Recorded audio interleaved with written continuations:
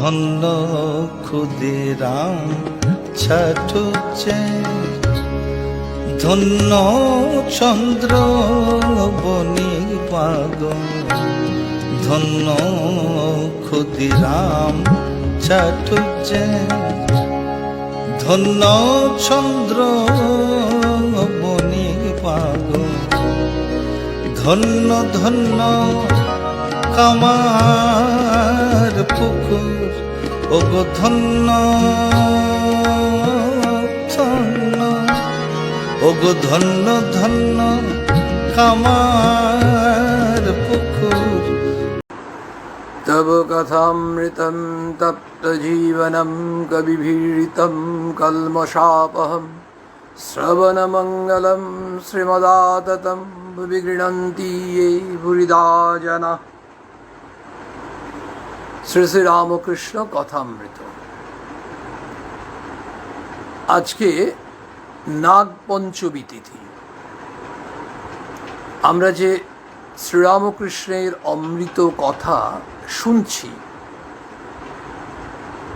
এই অমৃত পরিবেশন করেছেন শ্রীম কথামৃতকার। শ্রীরামকৃষ্ণ কথামৃতের ভগীরথ শ্রীম, তার আজ পূর্ণ জন্মতিথি। এই নাগপঞ্চমী তিথিতেই হচ্ছে তার পূর্ণ জন্মতিথি। দেখুন, আমরা ভগবানের অহেতুকী কৃপায় এই ধরনের সুযোগ পাই।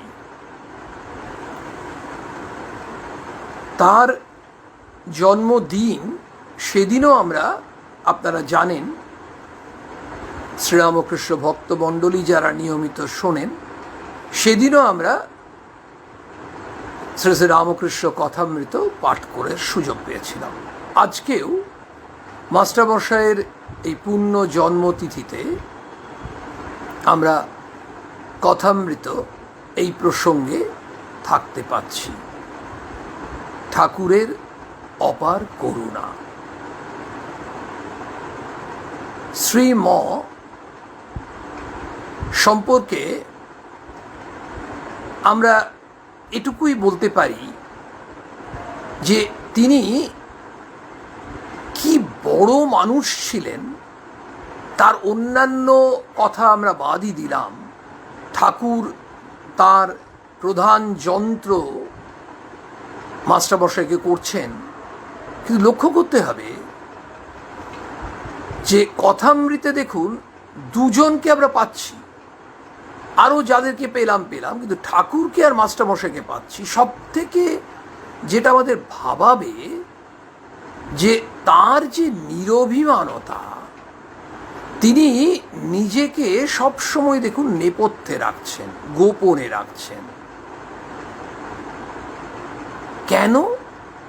কারণ তিনি জানেন তিনি হচ্ছেন ঠাকুরের যন্ত্র, এবং সেই জন্যই তিনি একেবারে হুবহু ঠাকুর যা বলছেন সেগুলো ওইভাবে লিপিবদ্ধ করে রাখতে পেরেছিলেন। এবং শ্রীরামকৃষ্ণ কথামৃত প্রথমে কিন্তু ইংরেজিতে বেরিয়েছিল, দ্য গসপেল অফ শ্রীরামকৃষ্ণ, পরে বাংলায় বেরোয়। কারণ পরবর্তী ক্ষেত্রে অনেকে প্রশ্ন তোলেন যে ইংরেজিতে বেরোলো, ঠাকুরের নিজের ভাষায়, তাতে বেরোবে না? তারপরে শ্রীরামকৃষ্ণ কথামৃত। আজকে এই কথামৃত আমাদের শুধু সাধু সন্ন্যাসীদের নয়, এই গৃহীদের কাছে এমন একটি গ্রন্থ, যে গ্রন্থটিতে আমরা আমাদের প্রাত্যহিক জীবনের, যেন প্রত্যেক দিন আমরা কিভাবে চলব তার নির্দেশ পাচ্ছি, অথচ সহজভাবে কত সুন্দর করে ঠাকুর উপমা দিচ্ছেন, যেখানে কালিদাসের উপমাও হার মানে। আজকে আমরা এই পূর্ণ জন্মতিথি শ্রীময়ের নাগপঞ্চমী তিথি, এই দিন আমরা কথামৃত প্রসঙ্গ শুরু করতে গিয়ে দেখছি ঠাকুর কোথায় সেদিন? ঠাকুর শ্রীরামকৃষ্ণ ভক্ত সঙ্গে দক্ষিণেশ্বর কালীবাড়ির মধ্যে। আমরা বিভিন্ন দিন যে পাঠ চলে তখন আমরা দেখতে পাই যে কখনো বলরাম বসুর বাড়িতে, কখনো রামচন্দ্র দত্তের বাড়িতে, কখনো বা বিদ্যাসাগর মহাশয়ের বাড়িতে, কখনো দক্ষিণেশ্বর, বিভিন্ন জায়গায়। দক্ষিণেশ্বরে তো মূলত আমরা পাবই, কিন্তু এই দিন দক্ষিণেশ্বরে একটি বিশেষ দিন। কি দিন? দক্ষিণেশ্বরে ফলহারিণী পূজা দিবসে ভক্ত সঙ্গে ঠাকুর বসেছে, তাহলে অত্যন্ত পবিত্র দিন। মণিলাল আছেন, ত্রৈলোক্য বিশ্বাস, রাম চাটুর্যে, বলরাম, রাখাল ইত্যাদি। মাস্টারমশাই উল্লেখ করছেন আজ জ্যৈষ্ঠ কৃষ্ণা চতুর্দশী, সাবিত্রী চতুর্দশী, আবার অমাবস্যা ও ফলহারিণী পূজা। ঠাকুর শ্রীরামকৃষ্ণ দক্ষিণেশ্বর কালীবাড়িতে নিজ মন্দিরে বসিয়া আছেন। ভক্তেরা তাহাকে দর্শন করিতে আসিয়াছেন। সোমবার, ইংরেজি 4 জুন 1883 খ্রিস্টাব্দ। মাস্টার পূর্বদিন রবিবারে আসিয়াছেন, তার মানে 3 জুন মাস্টারমশাই এসছেন, আর 4 জুন এই ফলহারিণী কালী পুজো।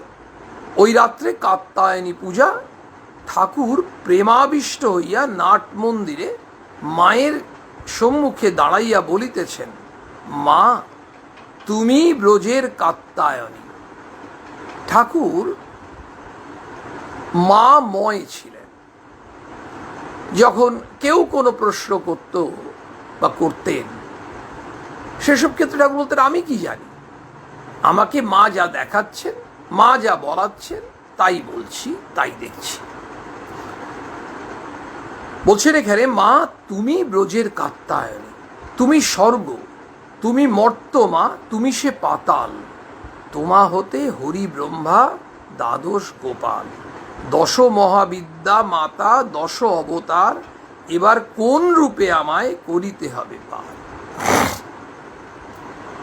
ঠাকুর গান করছেন আর মায়ের সঙ্গে কথা বলছেন, একেবারে প্রেমে মাতোয়ারা হয়ে আছেন। নিজের ঘরে এসে এবার চৌকির উপর বসলেন। রাত্রি দ্বীপ প্রহর পর্যন্ত ওই রাত্রে মায়ের নাম হচ্ছে। ফলহারিণী কালী পুজো তো বিশেষ দিন। সোমবার সকালে বলরাম এসছেন, আরো কয়েকটি ভক্ত এসছেন। ফলহারিণী পুজো উপলক্ষে ত্রৈলোক্য প্রভৃতি বাগানের বাবুরা সপরিবারে আসিয়াছেন। ত্রৈলোক্য বিশ্বাস এসছেন আমরা বলছিলাম, এবং সকাল 9টা হবে। ঠাকুর খুব ওই গোল বারান্দাটাতে বসে আছেন, হাসি মুখে, কাছে মাস্টার বসে আছেন। ক্রীড়াচ্ছলে ঠাকুর ওই রাখালের মাথাটা কোলে নিয়েছেন।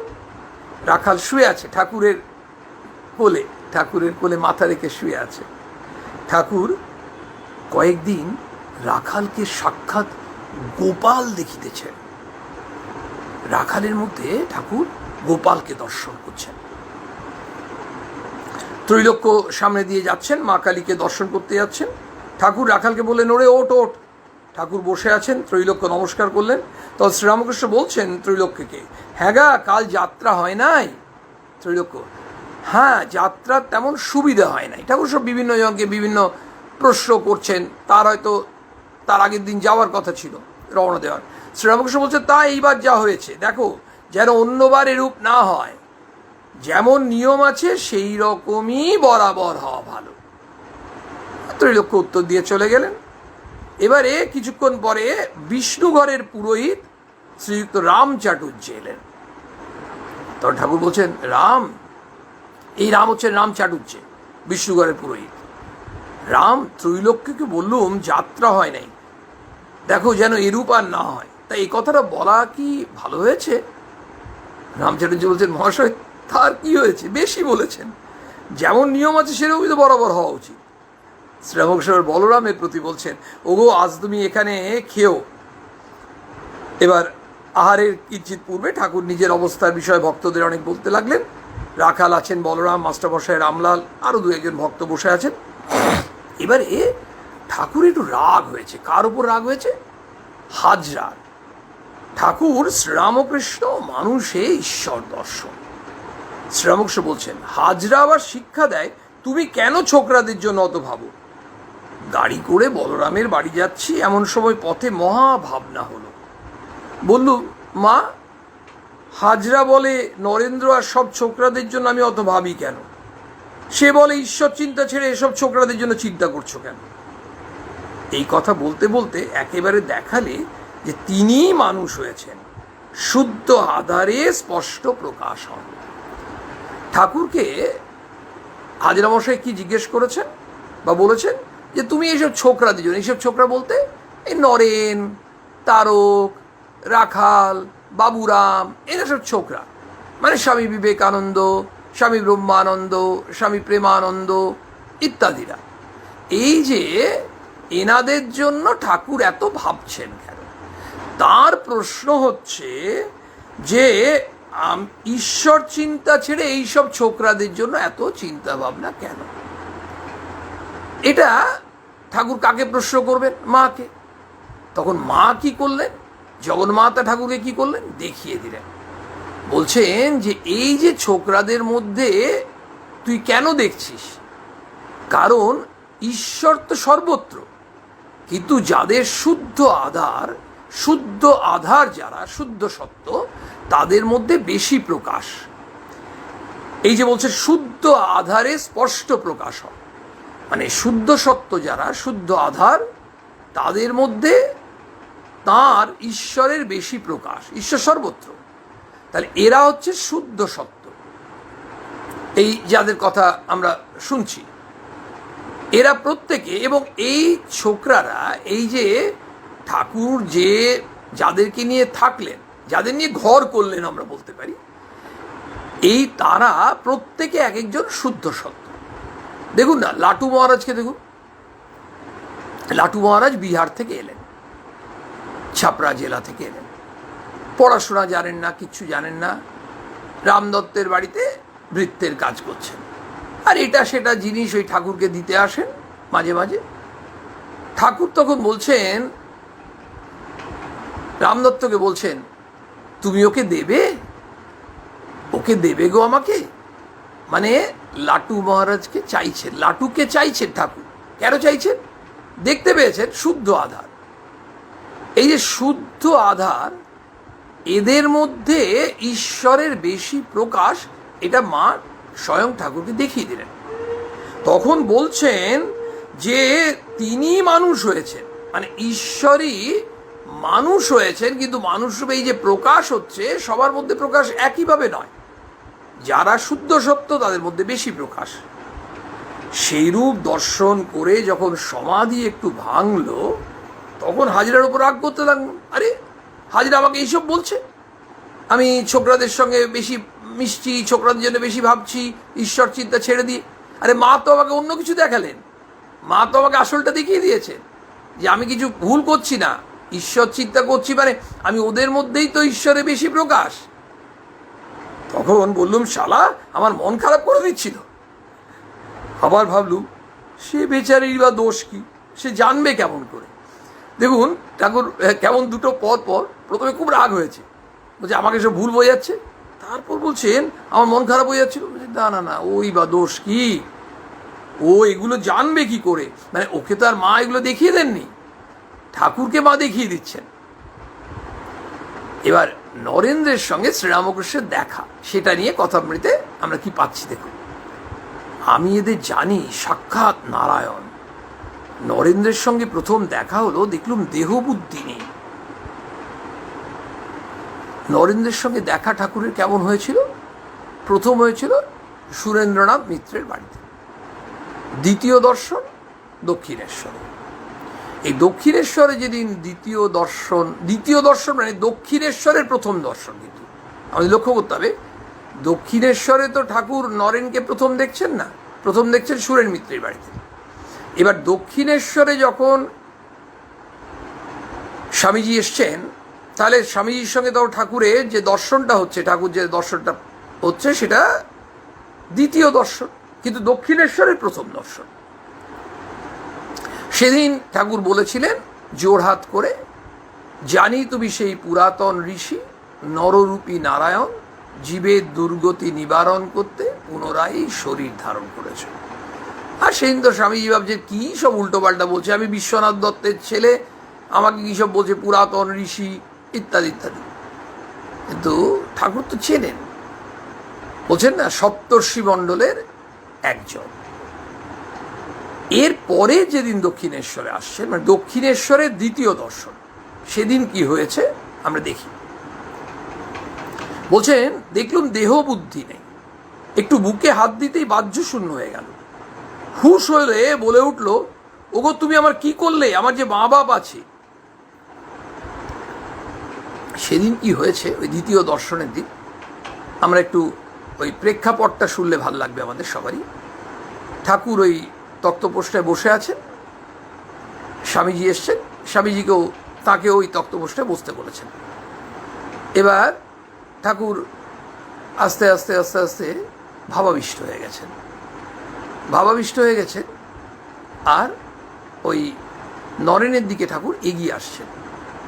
ওই তক্তপোষে এগিয়ে আস্তে আস্তে মুখে কি বিড়বিড় করছেন। এগিয়ে এসে নরেনের বুকে তার পাটা রাখলেন। আর যেই ঠাকুর নরেনের বুকে তার পা রেখেছেন, সঙ্গে সঙ্গে তার কি হলো, বাহ্য শূন্য হয়ে গেলেন।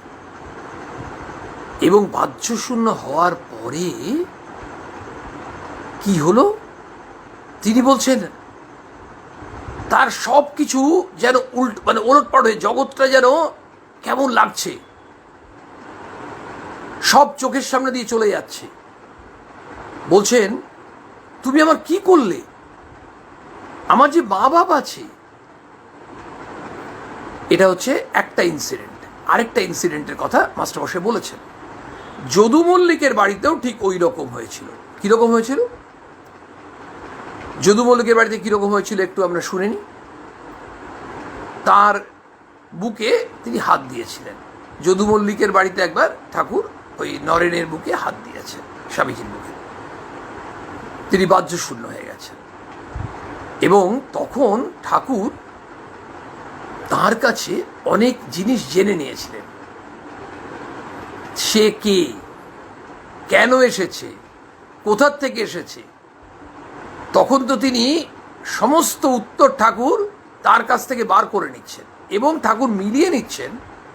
তার নিজের দর্শন হয়েছে, সেই দর্শনে তিনি তার সম্বন্ধে যা যা জেনেছেন, সেইগুলোর সঙ্গে স্বামীজির বুকে হাত দেওয়ার পর স্বামীজি যখন বাহ্যশূন্য হয়ে তিনি ওই কথাগুলো উত্তর দিচ্ছেন, সেগুলো মিলিয়ে নিচ্ছেন।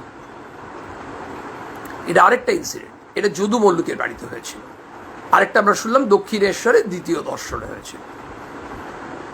ক্রমে তাকে দেখবার জন্য ব্যাকুলতা বাড়তে লাগলো, প্রাণ আটুপাটু করতে লাগলো।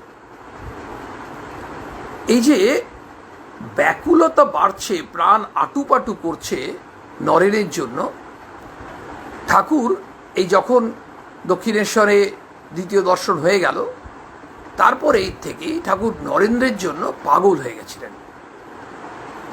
সব সময় নরেন নরেন বলতেন, মানে আর খুব কান্নাকাটি করতেন।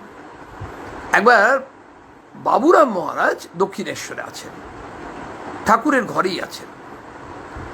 সেদিন বাবুরাম মহারাজ দেখছেন ঠাকুর সারা রাত ধরে প্রায় নরেন নরেন করে চিৎকার করছেন আর খুব কাঁদছেন, আর বলছেন নরেনের জন্য আমার বুকের ভেতরটা গামছা নিংড়ানোর মতো যন্ত্রণা হয়। ঠাকুর এত কাঁদছেন। এই ভালোবাসা তো মাইক ভালোবাসা নয়, এই ভালোবাসায় কোনো মায়া নেই, অসাধারণ অতুলনীয় ভালোবাসা। বাবুরাম মহারাজ তখন নরেন্দ্রকে চিনতেন না। তিনি ভাবছেন কি পাথর হৃদয়, এত নরেন নরেন করছে, আর তার হৃদয়ে কোনো প্রেম নেই, কোনো অনুভূতি নেই। ছটপট করছে ঠাকুর। আসছেন স্বামীজি, দূর থেকে ঠাকুর দেখতে পেয়েছেন।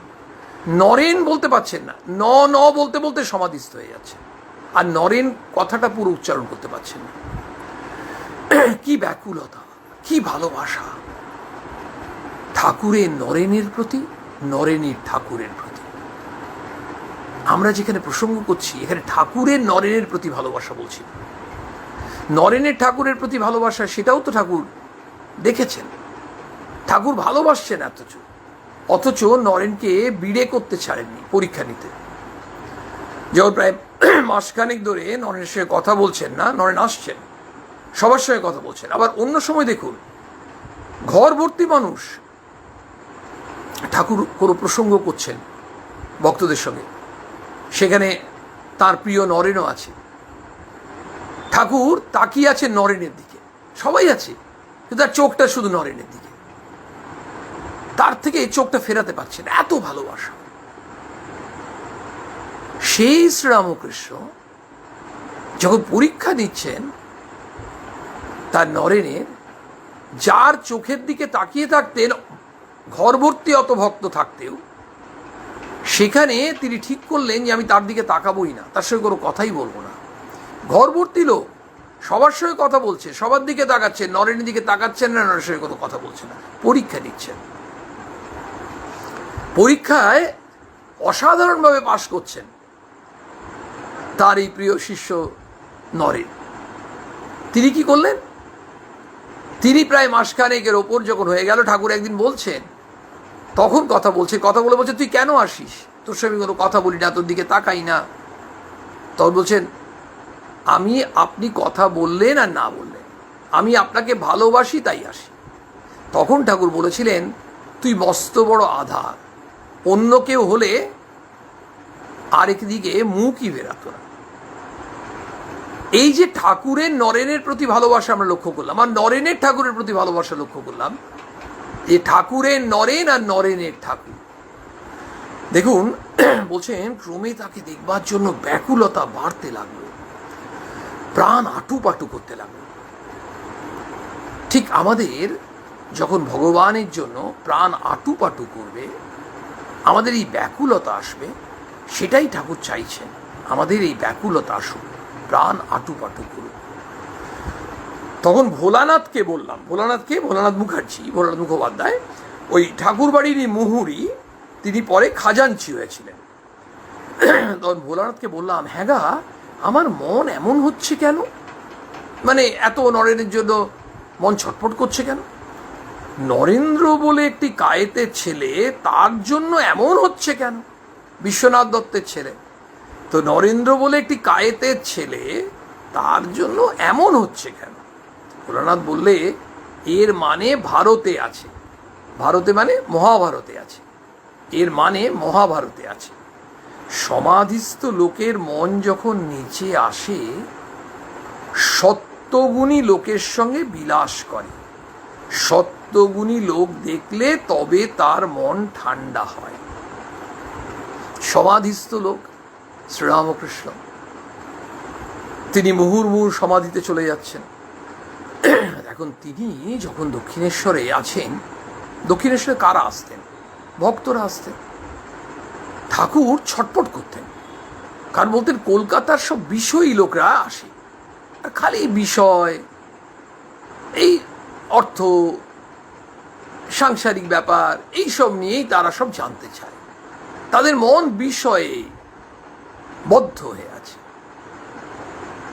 আর সত্যগুণী নরেনকে যখন দেখলেন উনি, তখন বললেন কলকাতায় এই এত বিষয়ী লোকের মধ্যে এমনি সত্যগুণী মানুষ আছে? তাই তিনি ছটফট করতেন কেন? কারণ তার মনটা ঠান্ডা হবে তো, সেই জন্য তিনি বলছেন এর মানে ভারতে আছে। ভোলানাথ মুখোপাধ্যায় বলছেন মহাভারতে আছে, সমাধিস্থ লোকের মন যখন নিচে আসে, সত্যগুণী লোকের সঙ্গে বিলাস করে। আর সত্যগুণী লোক দেখলে কি হয়? তবে তার মনটা ঠান্ডা হয়, নাহলে মন ভালো থাকে না। এই কথা শুনে তবে আমার মনের শান্তি হলো। মানে ঠাকুর আবার প্রশ্ন করছেন এক একজন, আচ্ছা এটা হচ্ছে কেন? আবার একটু আগে আমরা দেখলাম বলরামকে বলছেন বা রামচারিজিকে বলছেন, আচ্ছা ত্রৈলোক্যকে বললাম, এটা কি ঠিক বললাম? আবার কখনো মাস্টারমশাইকে জিজ্ঞেস করছেন। এখানে যেমন ভোলানাথ মুখোপাধ্যায়কে জিজ্ঞেস করছেন, আচ্ছা এটা বলো তো কেন আমার এমনি হয়? ও তো একজন কায়েতের ছেলে, তো তার জন্য আমার এমনি কেন মনটা ছটফট করছে, তুই বলো তো।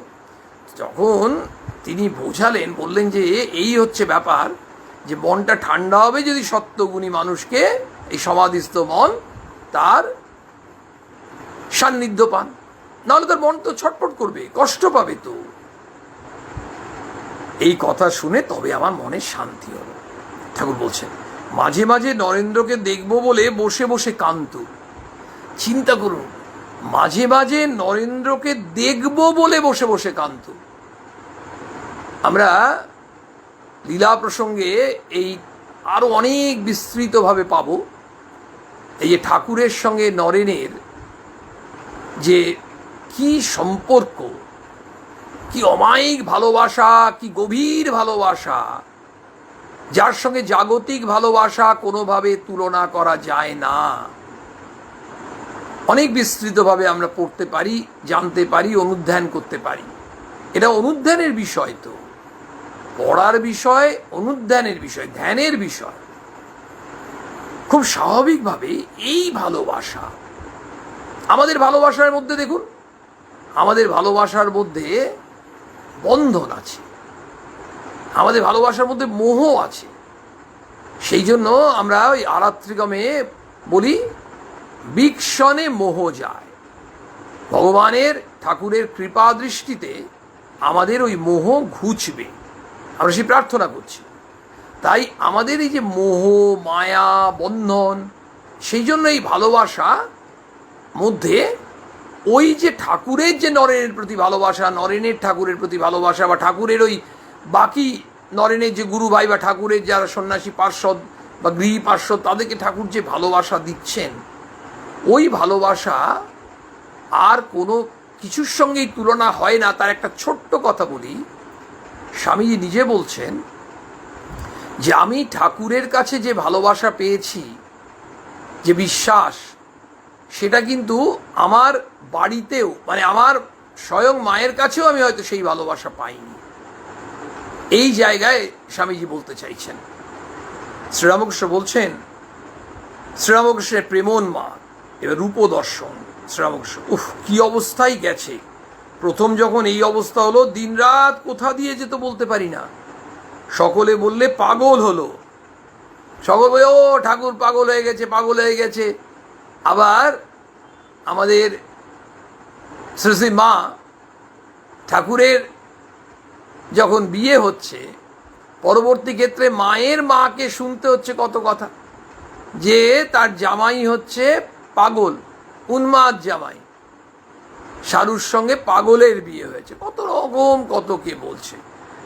বলছেন যে তখন যে দিনরাত কোথা দিয়ে যেত, তখন ঠাকুরের যে অবস্থা, তা বলছে আমি নিজে বলতেই পারি না।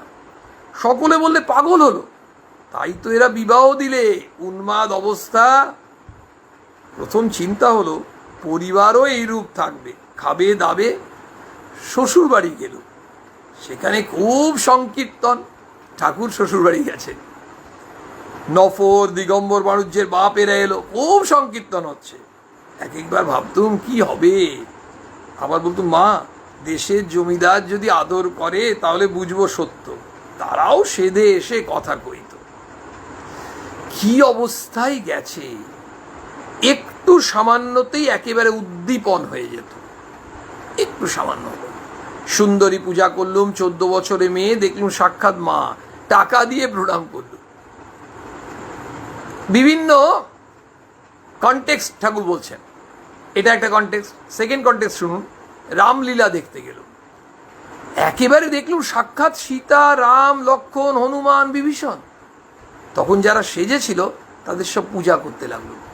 ঠাকুরের ছোটবেলা দেখুন না, ওই শিবরাত্রির সময় সেই ছোট্ট গদাই, যিনি শিবের অভিনয় করবেন, অসুস্থ হয়ে গেলেন। কে করবে, কে করবে? গদাই অভিনয় করতে উঠেছে। কে অভিনয় করবে? শিব। শিবের অভিনয় করবেন কি করে? যিনি আসল, তিনি তো অভিনয় করতে পারেন না। অভিনেতারা অভিনয় করেন, কারণ অভিনেতারা তো আসলটা নন, সেই জন্য অভিনয়। এবার তিনি ওই মঞ্চের মধ্যেই ভাবাবিষ্ট হয়ে গেলেন। আমরা সেই ঘটনা জানি, সেই ছোট্ট গদাই। এখানে দেখুন সেই রামলীলা দেখতে গেলাম, একেবারে দেখলাম সাক্ষাৎ সীতা, রাম, লক্ষ্মণ, হনুমান, বিভীষণ। তখন যারা সেজেছিল তাদের সব পূজা করতে লাগলো। কুমারীদের এনে তখন পূজা করতুম, দেখতুম সাক্ষাৎ মা, সবার মধ্যে মা দেখছেন, মাতৃজাতি। একদিন বকুলতলায় দেখলুম নীল বসন পরে একটি মেয়ে দাঁড়িয়ে বেশ্যা, দপ করে একেবারে সীতার উদ্দীপন। তার মধ্যে সীতা দেখছেন, ও মেয়েকে ভুলে গেল, কিন্তু দেখলুম ওই মেয়েটাকে ভুলে গেলেন, কিন্তু দেখলুম সাক্ষাৎ সীতা লঙ্কা থেকে উদ্ধার হয়ে রামের কাছে যাচ্ছেন। অনেকক্ষণ বাহ্য শূন্য হয়ে সমাধি অবস্থা হয়ে রইল। আরেকদিন এবার গড়ের মাঠে বেড়াতে গেছি। আরেকদিন গড়ের মাঠে বেড়াতে গেছিলাম, বেলুন উঠবে, অনেক লোকের ভিড়, আর সে ছোট্ট ছেলে এমন করেন। হঠাৎ নজরে পড়ল একটি সাহেবের ছেলে গাছে হেলান দিয়ে দাঁড়িয়ে রয়েছে ত্রিভঙ্গ হয়ে। যেই দেখা অমনি শ্রীকৃষ্ণের উদ্দীপন, সমাধি হয়ে গেল। আমরা মানে একেবারে সবাই বিস্মিত হয়ে যাচ্ছি আমরা ঠাকুরের ভক্তরা, যে ঠাকুর কিভাবে মুহুর্মুহু সমাধিতে চলে যাচ্ছেন। সেই জন্যই তো কোনো কোনো ভক্তরা শরৎ মহারাজকে জিজ্ঞেস করতেন যে ঠাকুরের তো মুহুর্মুহু সমাধি হয়ে যায়, মায়ের তো হয় না। তাহলে মা কে? মা যে সাক্ষাৎ ভগবতী সেটা তাদের অনেক সময় বিশ্বাস হতো না, কারণ তারা দেখতো যে ঠাকুরের তো সমাধি হয়, ভাব সমাধি হয়, ভাবাবিষ্ট হয়ে যাচ্ছেন, কিন্তু সেক্ষেত্রে তো মায়ের হচ্ছে না। তাহলে মা কি সাধারণ হবেন? মা কি আর ভগবতী হবেন? তো সেই শরৎ মহারাজ বলেছিলেন, তাহলে ভগবান কি ঘুটে কুর্নির মেয়েকে বিয়ে করেছেন? সে লজ্জা পেয়ে গেছিল। তো এখানে দেখুন একটা রামলীলার ঘটনা হলো, কুমারীদের এনে পুজো করতেন, তাদের মধ্যে দেখছেন মা। বকুলতলায় কি দেখলেন? ওই মেয়েটি বেশ্যা, সেখানে সীতার উদ্দীপন হচ্ছে। তারপর কি দেখছেন? গড়ের মাঠে বেড়াতে গেছেন, কোথায় সব বেলুন উঠছে ইত্যাদি ইত্যাদি। ঠাকুর হঠাৎ দেখতে পেয়েছেন কি না, একজন সাহেবের ছেলে গাছে হেলান দিয়ে ত্রিভঙ্গ হয়ে দাঁড়িয়ে আছে। ত্রিভঙ্গ হয়ে দাঁড়িয়ে আছে, যেই দেখা অমনি তিনি শ্রীকৃষ্ণের উদ্দীপন হয়ে গেছে তার মধ্যে, আবার সমাধিতে চলে যাচ্ছে। শিওরে রাখাল ভোজন করালুম, তাদের হাতে হাতে সব জলপান দিলুম, দেখলুম সাক্ষাৎ ব্রজের রাখাল, তাদের জলপান থেকে আবার খেতে লাগলো। প্রায় হুঁশ থাকতো না, তিনি তো প্রায়ই, সেই জন্যই তো সবাই পাগল ভাবতেন। ঠাকুরের মায়ের পুজো করারও তো এক অন্য ধরনের, সেটাও সাধারণ মানুষ বুঝবে কি করে। প্রায় হুঁশ থাকতো না, তার তো গায়ের কাপড়ও থাকতো না। সেজবাবু জানবাজারের বাড়িতে নিয়ে দিন কতক রাখলে, যে একটু ঠাকুর থাকবেন, তাহলে একটু অন্ততপক্ষে এই যে তার প্রায় হুঁশ থাকছে না, একটু বিশ্রাম নেবেন ইত্যাদি, এইভাবে তিনি নিয়ে গেলেন। বলছে সেজবাবু জানবাজারের বাড়িতে নিয়ে দিন কতক রাখলে, মথুরবাবু রাখলেন। দেখতে লাগলুম সাক্ষাৎ মা দাসী হয়েছি। বাড়ির মেয়েরা আদবেই লজ্জা করতো না। মেয়েরা তো লজ্জা করবে, লজ্জা করতো না, মানে নিজে দাসী। যেমন ছোট ছেলেকে বা মেয়েকে দেখলে কেউ লজ্জা করে না, মানে একেবারে শিশু। ওই যে বাৎসল্য, বালক স্বভাব, ওই যে যেগুলো ভগবান দর্শন হয়ে গেলে যে ভাবগুলো হয়, তার মধ্যে অন্যতম ভাব হচ্ছে বালকবধ, আরেকটি ভাব উন্মাদবধ, পিশাচবধ। তো এই বালকবধ একেবারে ছোট্ট শিশু। তাই অন্য যারা বাড়ির মেয়েরা, কারণ এখনকার মেয়েদের কথা নেই, আমরা একটু অন্যভাবে ভাবছি। তখনকার দিনে তদানীন্তন সমাজে মেয়েরা তো লজ্জা পেতেন কোনো পুরুষ মানুষকে দেখলে। তো বলছে দেখলে কেউ লজ্জা করে না, আন্দির সঙ্গে বাবুর মেয়েকে জামাইয়ের কাছে শোয়াতে যেত। এখনো একটু তাতেই উদ্দীপন হয়ে যায়। রাখাল জপ করতে করতে বিড়বিড় করত, আমি দেখে স্থির থাকতে পারতুম না, একেবারে ঈশ্বরের উদ্দীপন হয়ে বিহ্বল হয়ে যেত। ঠাকুর প্রকৃতি ভাবের কথা আরও বলতে লাগলেন, আর বললেন আমি একজন কীর্তনিয়াকে মেয়ে কীর্তনীর ঢং সব দেখিয়েছিলাম। মেয়ে কীর্তনীর ঢং দেখিয়েছেন। সে বললে আপনার এসব ঠিক ঠিক, আপনি এসব জানলেন কেমন করে? এবার স্বাভাবিকভাবে কীর্তনিয়া, সে তিনি তো ভালো বুঝবেন তিনি এবার ঠাকুরকে জিজ্ঞেস করছেন, আচ্ছা এগুলো তো সব ঠিকঠাক করছেন আপনি, আপনি এগুলো শিখলেন কোত্থেকে? এই বলে ঠাকুর ভক্তদের মেয়ে কীর্তনিয়ার ঢং দেখাচ্ছেন, কেউ হাসি সংবরণ করতে পারলেন না। খাওয়া দাওয়া হয়ে গেছে, এবার ঠাকুরের বিশ্রাম করছেন। গাঢ় নিদ্রা নয়, মণিলাল ইত্যাদি আছেন এই তন্দ্রার মতো। মণিলাল মল্লিক এই পুরাতন ব্রহ্মজ্ঞানী এসে ঠাকুরকে প্রণাম করলেন, আসন গ্রহণ করলেন। ঠাকুর তখনও শুয়ে আছেন। মণিলাল এক একটা কথা বলছেন আর ঠাকুরের ওই হাফ ঘুমোচ্ছেন হাফ জেগে আছেন, একবার উত্তর দিচ্ছেন।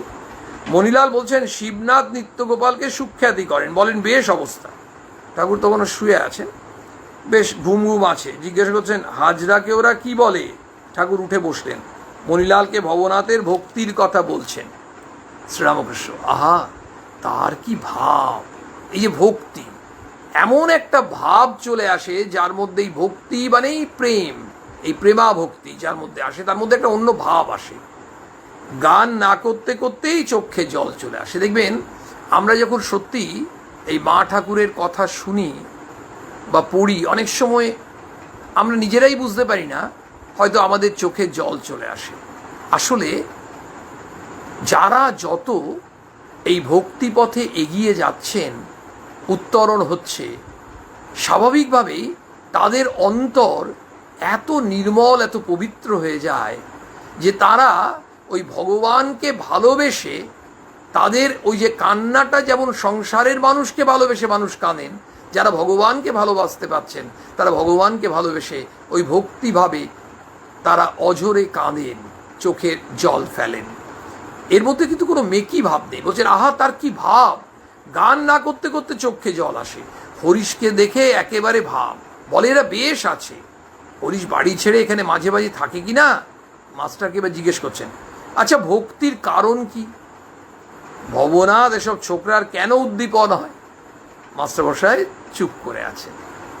এবার ঠাকুর নিজেই বলছেন, কি জানো, মানুষ সব দেখতে একরকম, কিন্তু কারোর ভেতর ক্ষীরের পোর। যেমন পুলির ভেতর কলাইয়ের ডালের পোরও থাকে, ক্ষীরের পোরও থাকতে পারে, কিন্তু দেখতে একরকম। ঈশ্বর জানবার ইচ্ছা, তার উপর প্রেম ভক্তি, এরই নাম ক্ষীরের পোর। প্রশ্ন করলেন ঠাকুর, উত্তর দিচ্ছেন ঠাকুর। মাস্টারমশাই নীরব, চুপ করে আছেন, কারণ প্রশ্ন ছিল যে ভক্তির কারণ কি, এবং এই ধরনের যে ছোকরা এরা ভবনাথ, এদের মধ্যে এই উদ্দীপনটা কেন হয়। তখন মাস্টারমশাই যখন কিছু বললেন না, তখন ঠাকুর বলছেন, কি জানো, এটা আমরা সবাই, আমাদের সবার জন্য দরকার। মানুষ আকৃতিতে সব এক, আমরা সব মানুষই আকৃতিতে, মনুষ্য আকৃতি তো একই ধরনের, কিন্তু আমরা দেখুন ওই যে স্বামীজি বলছেন না, মানুষ চাই মানুষ চাই, আবার বলছেন, হে গৌরীনাথ, হে জগদম্বে, আমায় মনুষ্যত্ব দাও, মা আমার কাপুরুষতা দুর্বলতা দূর করো, আমায় মানুষ করো। তারপরে প্রকৃতিতে আমরা এতে মানুষ হতে পারি, সেই মনুষ্যত্ব যাতে আমাদের হয়। ঠাকুর বলছেন, মানুষ দেখতে সব একরকম, কিন্তু কারোর ভেতর ক্ষীরের পোর। সবার ভেতরই কিন্তু একই ধরনের ভক্তি আসবে না, একই ধরনের ভালোবাসা আসবে না। আমরা সবাই মানুষ, আমরা সবাই ভক্ত। যদি আমরা সবাই ভক্তও বলি, তাহলে আমাদের সবার মধ্যে একই ভক্তিভাব আসবে, এটা কি করে সম্ভব? ঠাকুর বলছেন, আসলে এই যে পুলির ভেতর, উদাহরণ দিচ্ছেন, কলাইয়ের ডালের পোরও থাকে। কলাই ডাল আছে না, কলাই ডাল তো আপনারা জানেন, সেই বিউলির ডাল, ওই কলাই ডালের পুরও থাকে, আবার ক্ষীরের পুরও থাকে। এবার ওই পুলিটার ভেতর তো পুর, তো দুটোই তো এক, মনে হচ্ছে পুর ঢুকিয়েছি, হতে পারে, কিন্তু আমরা দুটো পুর এক নয়, দেখতে একরকম। যেমন আমরা যে কোনো জিনিস প্রিপারেশন করা হলো, আটা ময়দাটা প্রিপারেশন করা হলো, ভেতরে হয়তো ফুলকপি ইত্যাদি দেওয়া হলো, তখন বলা হলো ফুলকপির সিঙ্গাড়া। শুধু আলু টালু দেওয়া হলো, তখন ফুলকপির সিঙ্গাড়া কেউ বলবে না, কিন্তু পুর দেওয়া হচ্ছে। তাহলে ক্ষীরের, কিন্তু দেখতে একই হবে। বাইরে থেকে সিঙ্গাড়াটা দেখতে কিন্তু ফুলকপির সিঙ্গাড়া আলুর সিঙ্গাড়া যদি হয়, খুব একটা দেখতে আলাদা হয় বলে মনে হয় না। তো বলছেন দেখতে একরকম এই মানুষের, কিন্তু ক্ষীরের পুর আর কলাইয়ের ডালের পুর তো এক হলো না। তেমনি ঈশ্বর জানবার ইচ্ছা, তার উপর প্রেম ভক্তি, ওই যে ব্যাকুলতা, ওই ভালোবাসা, ওই আটুপাটু করছে প্রাণ, এইটা হচ্ছে ক্ষীরের পোর। তার মানে ঈশ্বরের প্রতি ব্যাকুলতা, ভালোবাসা, ওটা কলাই ডালের পোর নয়, ক্ষীরের পোর। নিরঞ্জনম নিত্যম অনন্তরূপং ভক্তানুকম্পাধৃত বিগ্রহং বৈ ঈশাবতরং পরমেশ বিঘ্নং তং রামকৃষ্ণং শিরসা নমামः।